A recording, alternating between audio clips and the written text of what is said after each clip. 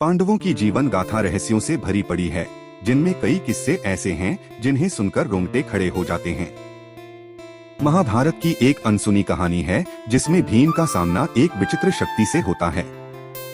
कहा जाता है कि महाभारत के युद्ध के पहले जब पांडव वनवास में थे तो भीम का सामना एक प्रेत आत्मा से हुआ था। एक बार भीम जंगल में शिकार की तलाश में गए और वहां उन्होंने एक बहुत बड़ी गुफा देखी। जिज्ञासावश उन्होंने गुफा में प्रवेश किया। जैसे ही वह अंदर गए, एक अजीब सी ठंडी हवा चली और उनके सामने एक प्रेत आत्मा प्रकट हुई।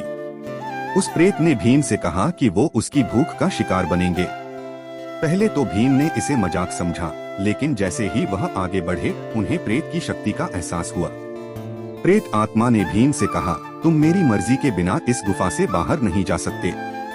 यहाँ से निकलने का एक ही रास्ता है और वो है मुझसे शतरंज खेलना। लेकिन याद रखना, हर बार हारने पर तुम्हें अपने एक साथी की याद छोड़नी होगी। भीम, जो अपने पराक्रम के लिए प्रसिद्ध थे, ने चुनौती को स्वीकार किया।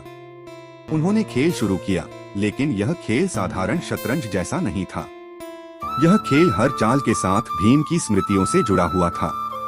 पहले तो भीम ने इसे हल्के में लिया और खेलते गए, परंतु जल्द ही वे हारने लगे।